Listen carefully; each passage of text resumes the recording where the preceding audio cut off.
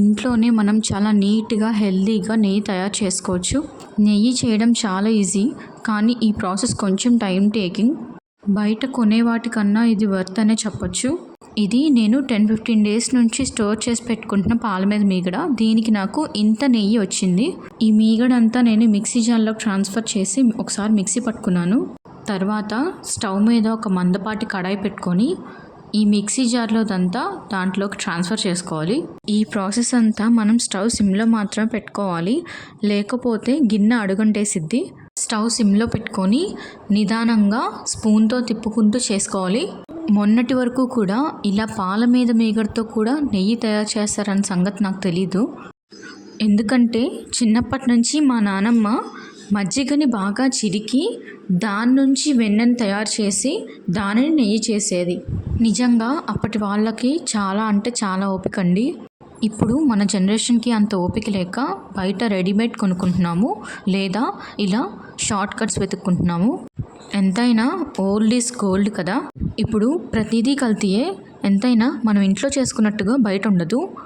నేను ఇంతకుముందు బయట షాప్స్లో నెయ్యి కొనుక్కొని యూజ్ చేశాను, కానీ నాకెందుకో బయట నెయ్యి అస్సలు నచ్చలేదు. అందుకే ఇలా ఇంట్లో తయారు చేయడం స్టార్ట్ చేశాను. ఒక 10-15 మినిట్స్కి ఇలా ఫోమ్ రావడం స్టార్ట్ అవుతుంది. తర్వాత కొంచెం సేపటికి ఇలా నెయ్యి సపరేట్ అవ్వడం స్టార్ట్ అవుతుంది. స్పూన్తో కలుపుకుంటూ ఉండాలి, లేకపోతే గిన్నె అడుగంటేస్తుంది, టేస్ట్ కూడా మారిపోతుంది. చూసారా, నెయ్యి కొంచెం కొంచెం పైకి తేలుతుంది. ఇది ఇంకా పూర్తవ్వడానికి ఇంకొంచెం సేపు టైం పడుతుంది. ఇది నేను షాప్లో కొనుక్కొచ్చిన నెయ్యి.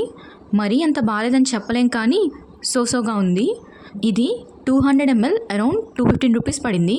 ఈ ఒక్క బాటిల్ మాకు 1 మంత్ వస్తుంది. అంటే మా ఇంట్లో చిన్నపిల్లలు ఉన్నారు కాబట్టి ఇది కేవలం 1 మంతే వస్తుంది. చూసారా, నెయ్యి బాగా సపరేట్ అవుతుంది. ఇప్పుడు మనం కొంచెం మెంతులు ఇంకా కరివేపాకు వేసుకుందాము. ఈ రెండు వేసుకోవడం వల్ల మంచి స్మెల్ వస్తుంది, టేస్ట్ వస్తుంది, అలాగే ఎక్కువ రోజులు నెయ్యి పాడవకుండా ఉంటుంది. కరివేపాకు మెంతులు వేశాక ఇల్లంతా మంచి వాసనతో గుమగుమలాడిపోతుంది. ఈ రెండు వేశాక ఇంకొక 5 నిమిషాలు నెయ్యిలో బాగా మరగనివ్వండి. 5 నిమిషాల తర్వాత ఇలాగా కరివేపాకు బాగా ఫ్రై అయిపోయి సాలిడ్ పార్ట్ అంతా కిందకి సెటిల్ అయిపోయి నెయ్యి బాగా సపరేట్ అయిపోయి బబుల్స్ వస్తూ కనిపిస్తుంది. అంటే మనకి నెయ్యి రెడీ అయిపోయిందని అర్థం.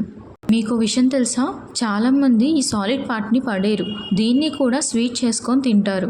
ఇప్పుడు మనం ఈ నెయ్యిని చల్లారనిచ్చి స్ట్రెయిన్ చేసుకుందాము. ఇక్కడ నేను 500 ml కప్ తీసుకున్నాను. నేను 10-15 డేస్ నుంచి దాస్తున్న పాల మీద మీగడికి ఎంత నెయ్యి వస్తుందో చూద్దాము. మనం ఈ నెయ్యిని చీజ్ క్లాత్ పెట్టి కూడా స్ట్రెయిన్ చేయొచ్చు. అది అవైలబుల్గా లేని వాళ్ళు ఇలా స్ట్రెయినర్ని పెట్టి కూడా స్ట్రెయిన్ చేయొచ్చు.